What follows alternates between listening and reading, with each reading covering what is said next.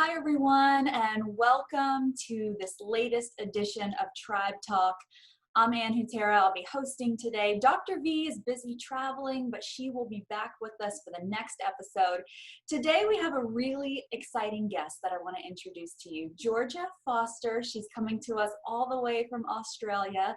She is a clinical hypnotherapist and a voice dialogue trainer who specializes in alcohol reduction, emotional overeating, self-esteem, anxiety, and fertility issues.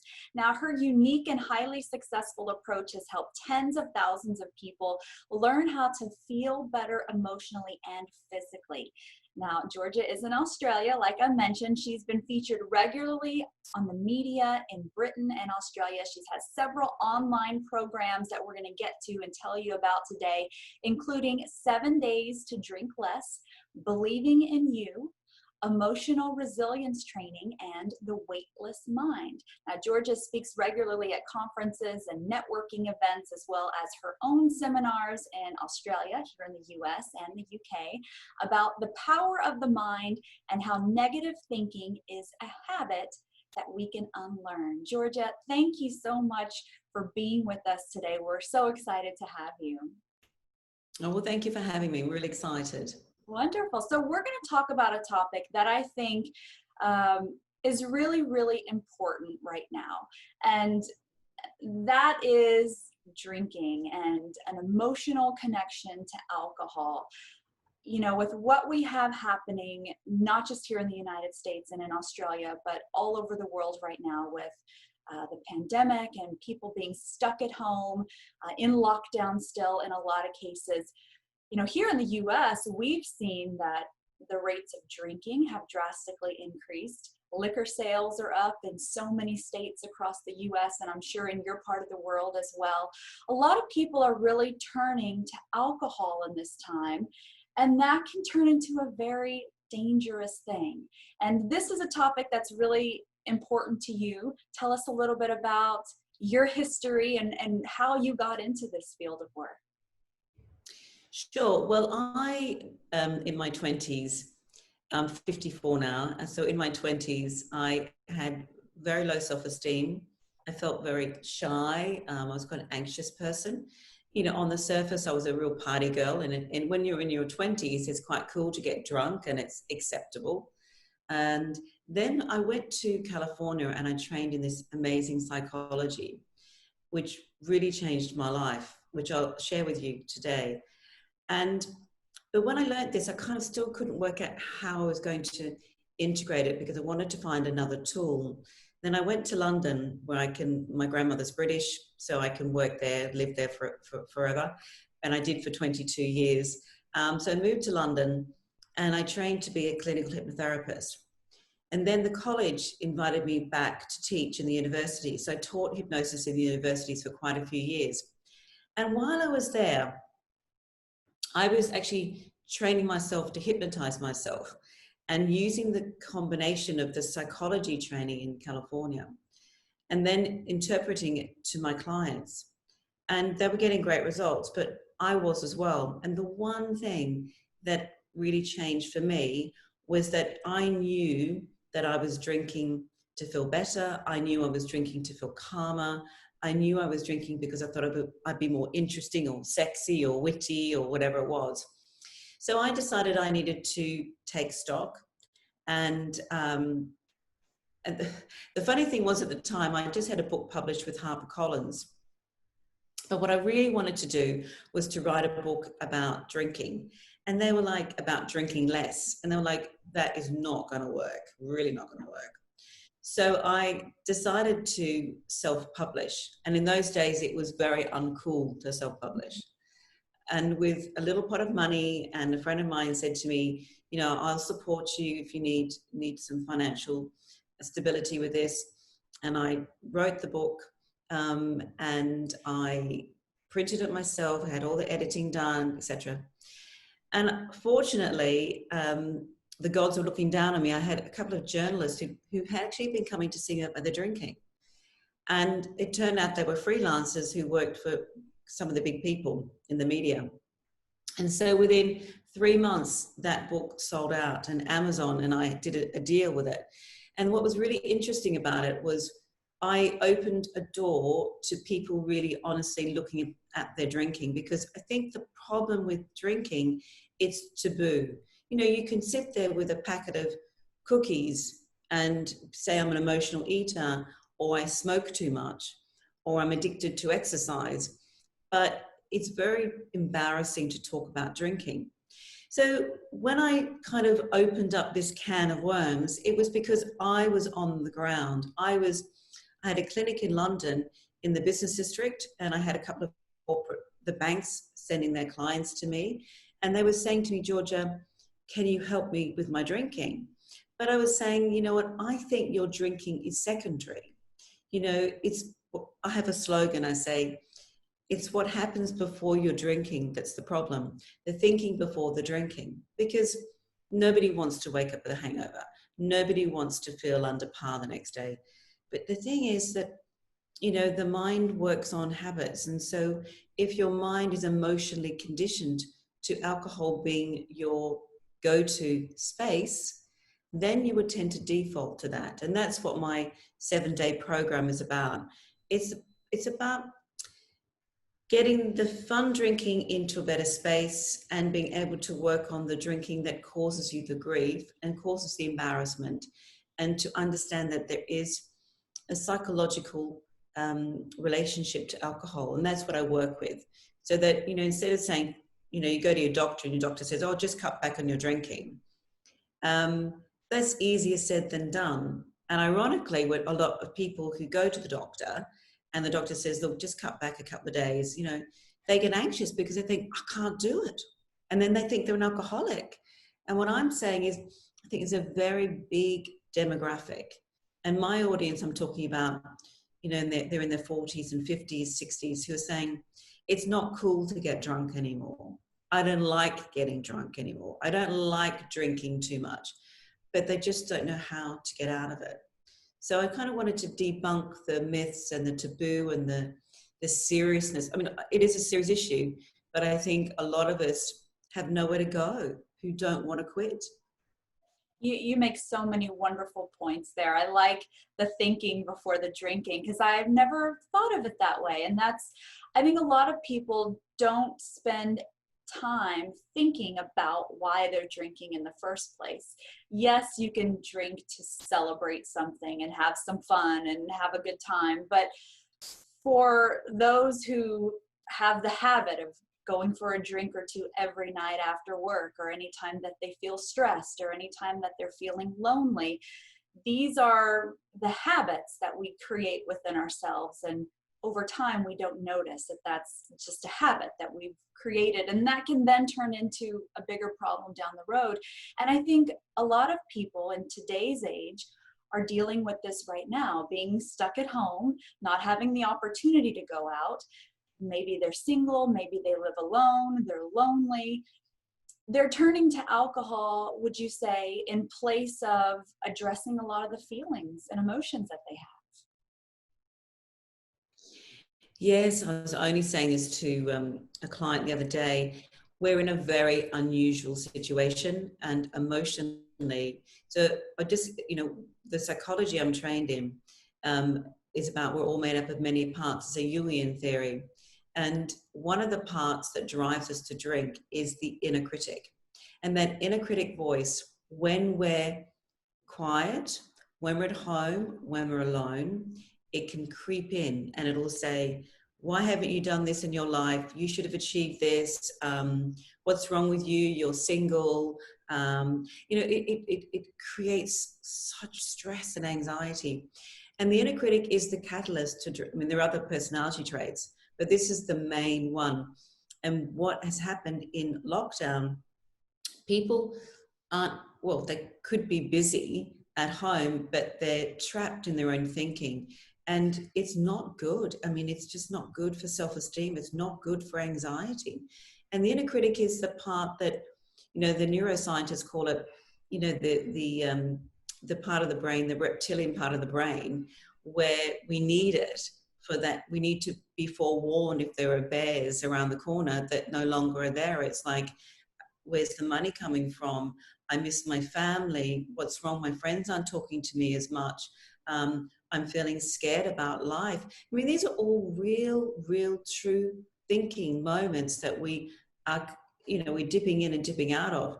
But at the moment, what people don't realize is that when they drink alcohol, the inner critic goes away. The chemical reaction in the brain from the alcohol means that the inner critic goes away. And people aren't getting hooked into the alcohol, they're getting hooked into the feelings. So I'm very much about getting the mind right so that the inner critic isn't attacking you, isn't infecting you. And in this particular lockdown situation, the increase in drinking is coming from that negative thinking. And I'm not I'm not in every home, of course, but the other thing is, it's not just the inner critic, it's that, well, I don't have to get up in the morning, I don't have to drive the next day, I don't have to go to the gym. A lot of this is also the fact of, well, I have a bit of a joke, is the quarantini party over? Because at some stage, we have to really think about, how long do I want to keep drinking like this? And I think people are coming to that realization now that this may be, in some sense, without sounding, we've heard this many times before, what is the new normal? Well, we just have to honor that. We have to then get our head in the right space, that during this time when we are a bit distanced from the world, is we can focus on looking after health and well-being, use it as a space, an opportunity to do something good for ourselves. You do a lot of work also on self-esteem. Would you say that inner critic very closely connected to self-esteem? And then how do you start to address that inner critic and kind of peel away those layers and see why that's there and where that's coming from? And how does that play a role in really taking a close look at your drinking and getting a handle on that? Well, I think a lot of people assume that we're born with self-esteem, but we're not. We have to learn it. And we have to learn it on a regular basis. And somebody could be really confident in their teens and their 20s, and all of a sudden their boyfriend says it's over, or maybe they've grown up with a critical parent, maybe a distant parent. And, I'm very much more progressive. I'm not in how I work more on the neuroplasticity side, that the brain can change. So what I'm saying is that we may inherit anxieties. We may learn behaviors from our parents that aren't really ours. And we start to, if we are around critical people, we start to think, what is wrong with us? And that's the inner critic saying, what could you have done better? Why do they not like you? And that person could just not be a very nice person. But we tend to default to what's wrong with us first. So I believe that we all have an intuitive self, and that intuitive self is the part that's listening to what we're talking about today. It's that little thing in the head that says, you know what, I want to understand a little bit more about this. I want to explore how to evolve. And everybody has that part. But the problem is, when you've grown up with a strong inner critic, it's very difficult to feel any sense of hope sometimes, because it can, that's why a lot of people drink, is they drink to run away from the inner critic. They don't know that. And then all of a sudden they become this happy, chilled out person. And I'm saying, you can be that person before you drink, but you need to learn it. You need to practice it. And there's there's actually two particular personalities that can really encourage low self-esteem. And one of them is the perfectionist, which is the all or nothing, that's either drinking lots or having lots of alcohol-free days, or is really driven. I mean, perfectionists are very driven and very goal-centered, and they don't like being in the present. So often they will be binge eaters, be on a crazy diet, and then they'll decide, right, that's it, and then go on this, I can't cope with all this stress and strain, and then they go into this binging zone. So they're kind of as well in that state. And a lot of this causes self-esteem issues because people don't feel safe. And when you don't feel safe in yourself, then you start to create behaviors, unwanted behaviors. So, I think what we need to really, inner critics developed from around the age of 7. I've got boys who are 7, and I started my parenting later in life, but I can see it starts early. And what we need to be doing is, I call it the grumpy monkey on the shoulder, is that the grumpy monkey is that inner critic, and we've got that healthy, happy heart. And we need to know that, that genuinely is that we're good the way we are, that we can be a charismatic person and have our vulnerabilities. We all are allowed to be vulnerable because it's part of extending our lives.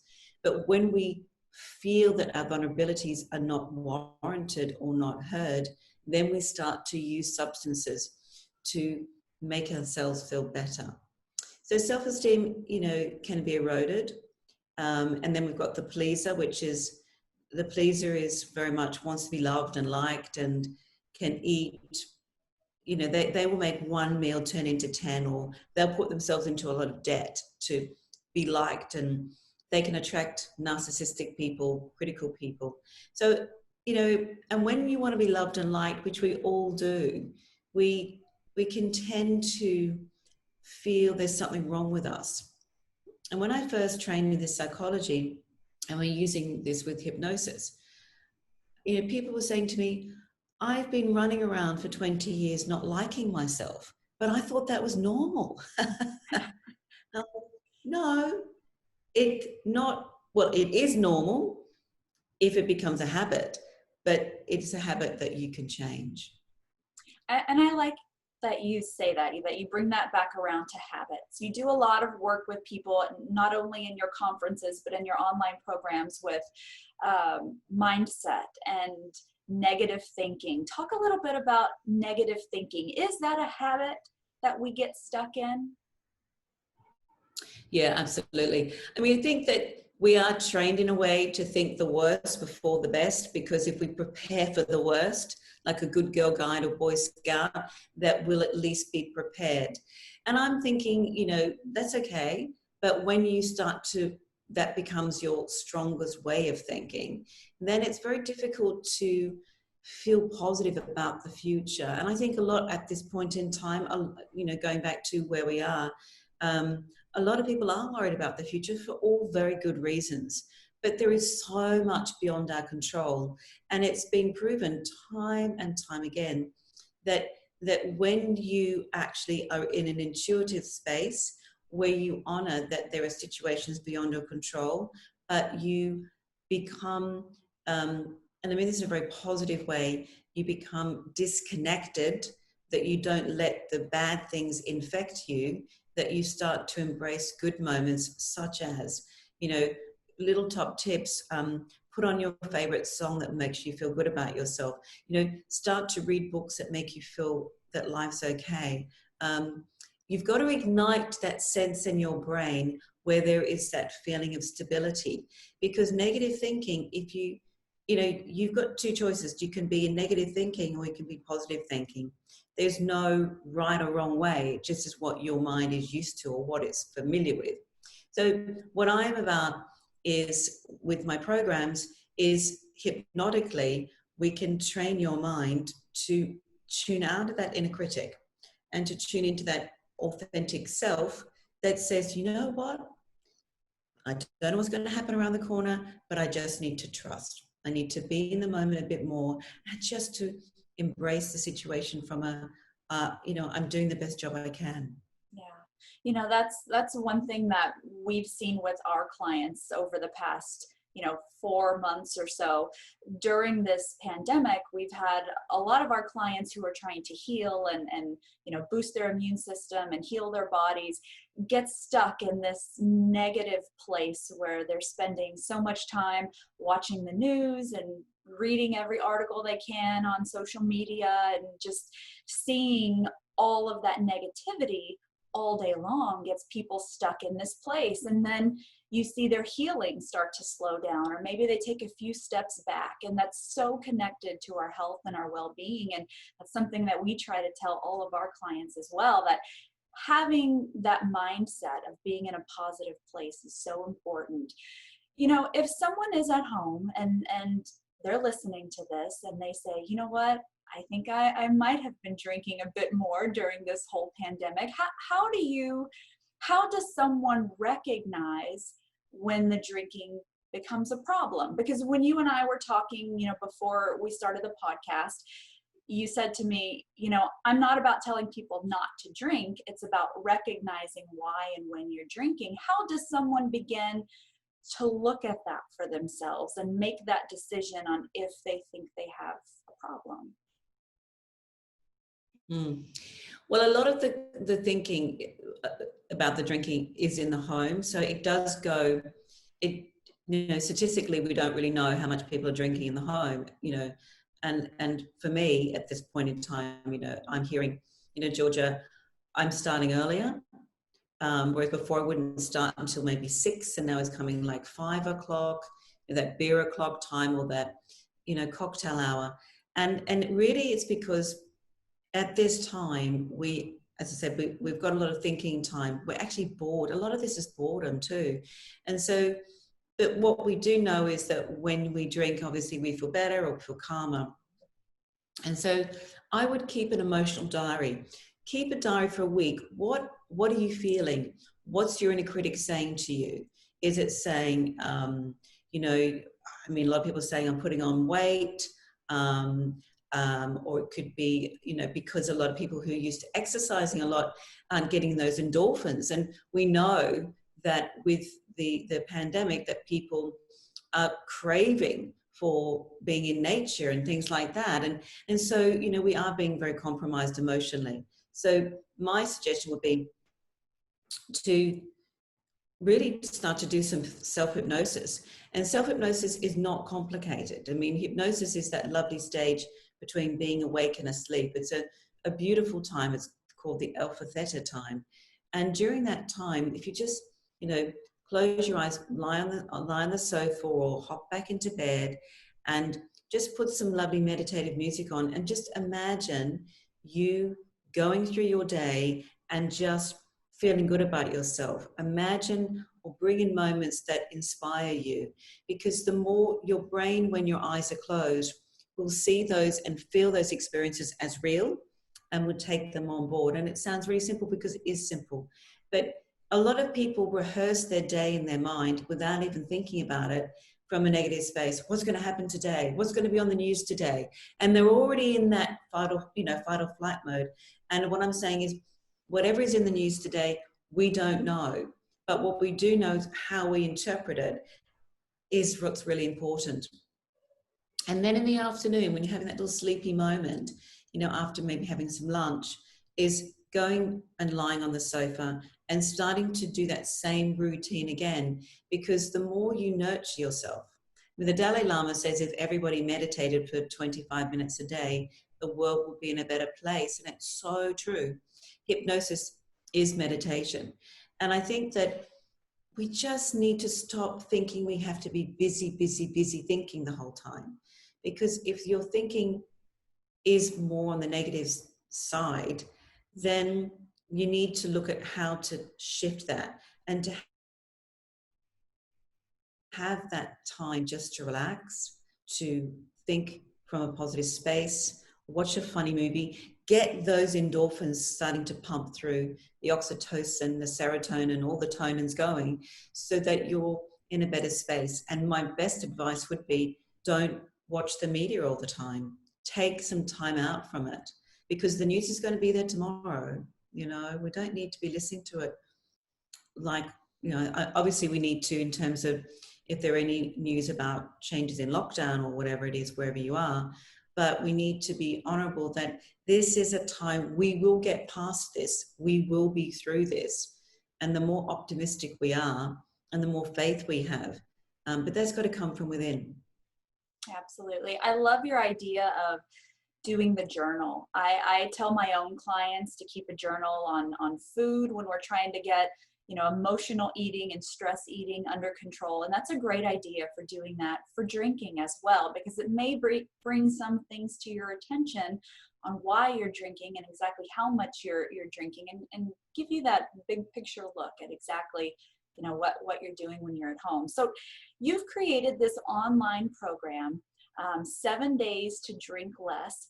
Tell us about that. How does that work, and what does it entail?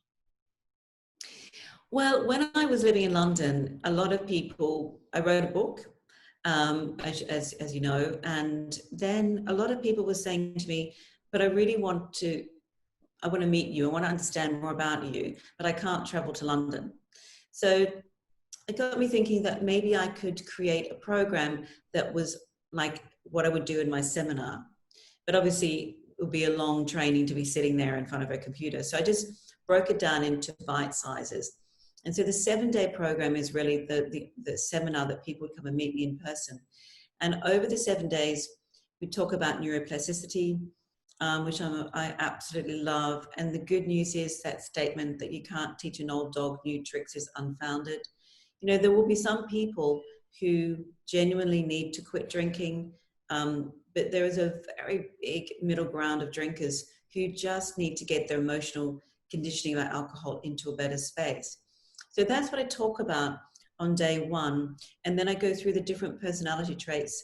Through each day there's a talk about the different things I want that person to achieve. And then along the 7 days, there are hypnotic recordings that people can listen to get themselves into the right mind space. And the good news is I'm not saying, people say, Georgia, do I need to quit for 7 days? I'm like, no. It's a bit like, if you came to see me about a fear of flying, if you didn't get on the plane, how would you know it was working? I want you can choose not to drink, of course, but I think you need to see and trust that your brain can change. So it's a really positive, forward-thinking, as I said, I believe that a lot of our thinking about our drinking is our history. And in a lot of these websites that you go on, say, if you think about drinking before 9 o'clock in the morning, you've got a drinking problem. But I'm saying you've got a thinking problem, you've got an anxiety problem. Because if you were in a calm space, you wouldn't be thinking about drinking, If you were in an intuitive place, you think, oh, well, I'll have a drink later on in the day, when it's time to drink, and just forget that thought. So really part of it is about, and there's also which a lot of people forget about, is that a lot of this drinking is pure habit. For example, you're chopping the vegetables and you're doing kids' homework, or you're at the computer and you think, where did that half bottle of wine go? And you think, oh my God, I drank it, So a lot of what I'm saying is, the curiousness of it is, how did I get from here to there? And where did that wine go? Is just pure habit. It's not complicated. There's no emotional conditioning. And a lot of people say to me, what I love about it is the drinking, I'm tasting it now. And part of it is, a lot of people say to me, I didn't realize I was drinking really bad wine, and I'm much more discerning about my drinking now. I realize that I don't need that extra sneaky drink before I go out socially, because I feel more confident. And these are the lovely things we talk about, is that social anxiety is a big problem for a lot of people. Moms at the school gates saying to me, oh, I can't do the coffee mornings, but I'll do the glass of wine after school. And, these are all the things, it's working with that inner critic. And through the 7 days, it's about building that intuitive self, that natural, sober, charismatic person that can handle their own without having to have alcohol. So that when they do drink, they're not drinking to become calmer, sexier, more intuitive, whatever, working from that space. And so it's a very uplifting program. It's private, so that nobody needs to know what you're doing as well, which is great. That's what I love about it. You don't have to go into therapy. You don't have to go into a group thing. This is about your time for you. And I love that it's 7 days and that it's online. That's perfect for what we're going through, in today's day and age, where a lot of people are stuck at home anyway. And like you said, they might be bored. And this is something great for them to direct their attention to, spend some time working on their self. you have many other online programs, correct? Yeah, sorry. No worries. I know you have a whole list of other programs as well. Talk a little bit about what the different programs There are. you go. Sorry. Pardon? Can you hear You me? there? Yes. Can Yeah, I you? can hear. Okay, wonderful. So tell us a little bit about the other programs, because you have several other online programs as well. Kind of go through and tell us a little bit about what all the different programs are. Yeah, sure. Well, I have a program called the Emotional Resilience Training, which is amazing for people who don't have an issue with alcohol, who generally have an issue with negative thinking. That inner critic, makes them feel really vulnerable. And I think what we need to honor is that anxiety, once again, can be learned. We often think that we've got to be in this space to be prepared, but it's been proven that when you're in an intuitive space, that you actually make better decisions, you feel calmer, you feel better. And the emotional resilience has a section that my sister does, is the breathing, because when we're anxious, we shallow breathe. And when we're in that situation, what happens is we panic, we feel trapped. So what I love about it, the emotional resilience training, is about honoring that our thinking, our coping strategies may not be working for us as well as they could be. And it's, once again, there's hypnosis in there, there's psychology in there, and the breathing techniques come from the Kundalini theory about, that with your breath, you can change your physicality. You can actually switch your chemicals from being anxious based to calm, and that's within 3 minutes, so that you don't have to be physically fit to do it either. You can be sitting in a chair. But these breathing techniques have been scientifically proven to calm the central nervous system down. So it's kind of, there's a ongoing strategy, but there's also an instant, get myself into this great space right now with the breath techniques, they're fantastic. Wonderful. And then we have the weightless mind is something that, is very personal to me as well, because when I think about my history, because I had a drink issue and a food issue, had a bit of a double whammy. And, it comes down to the inner critic again, is we eat because we're anxious or we're fearful. And a lot of emotional eating is, once again, done secretly. So a lot of people are bulimic, and they may look good on the outside, but they're secretly bringing up their food. So, I really feel that everybody deserves to like themselves. And all of the programs, the self-esteem program, Believing in You, is for people who want to just understand how to like themselves. You don't have to like yourself all of the time. We all have our moments where that inner critic, is in our head. But starting to honor that feeling better about you is really key. And it's a habit. At the end of the day, it's a habit. And I have a motto, and that it's really the courage that you bring to your life that makes that huge difference. And that courage to say, you know what, I want to feel better about myself, is all that you need, and it just takes practice. Self-esteem is something, it's like learning a language. And the more it becomes familiar, the more it just becomes who we are. And, it's such a pleasure to see people, because and I'm not being critical of long-term therapy. I'm not critical of that. Some people like that. But by the time people come to my programs, they're sick of themselves. They're tired of the thinking. They just want to move on. And hypnosis and this particular psychology, the combination, is just a brilliant, quick tool to get you into a better space. Wonderful.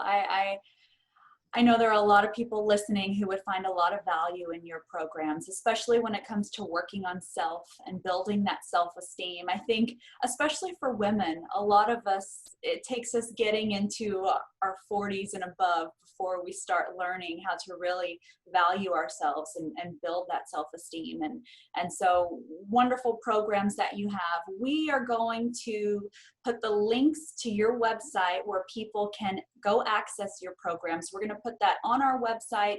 If you're listening and you're not on our mailing list, you'll want to go to our website, modernholistichealth.com, get on our mailing list. We are going to send out the links for you on how to get in contact with Georgia, go to her website and access all of her programs.